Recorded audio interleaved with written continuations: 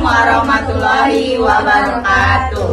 Halo teman-teman. Kami dari kelompok 5. Kami akan melakukan praktikum IPA di SD, modul 6 KP1, jenis dan bentuk gelombang.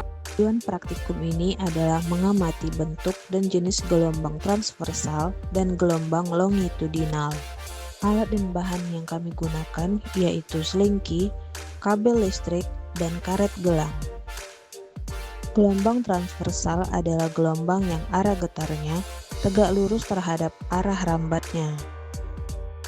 Bisa kita lihat dalam gelombang ini partikel media bergerak naik turun atau ke samping, sementara gelombang itu sendiri bergerak dalam arah horizontal.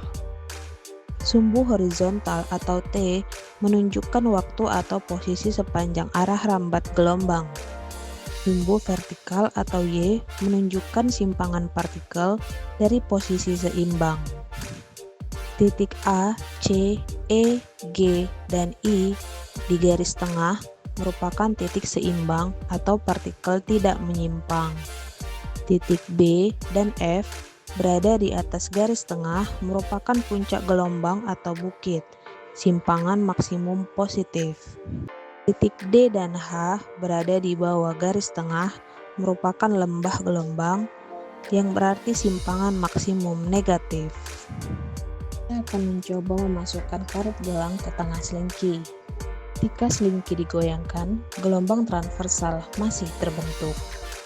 Karet gelang ikut bergerak naik turun mengikuti arah getar partikel selingki.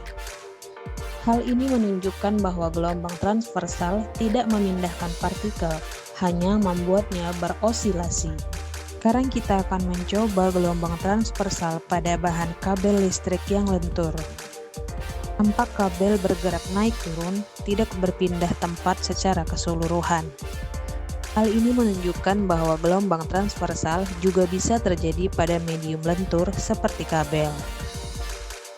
Gelombang longitudinal adalah gelombang di mana arah getaran partikel medium sejajar dengan arah rambat gelombang. Artinya, partikel dalam medium bergerak maju mundur searah dengan perambatan gelombang. Dorong ujung selingki ke depan dan ke belakang secara horizontal. Maka pada selingki akan terlihat rapatan dan renggangan.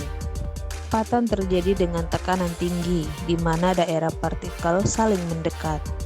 Renggangan terjadi di tekanan rendah, di mana daerah partikel saling menjauh. Jika menggunakan karet gelang yang disisipkan di antara selingki, maka karet gelang akan bergerak maju mundur, bukan naik dan turun. Jika menggunakan kabel listrik, gelombang longitudinal tidak terlihat jelas seperti menggunakan selingki. Gelombang longitudinal terjadi ketika partikel-partikel dalam suatu medium berosilasi searah dengan arah rambat gelombang. Tidak seperti gelombang transversal yang membentuk puncak dan lembah, gelombang longitudinal membentuk rapatan dan renggangan.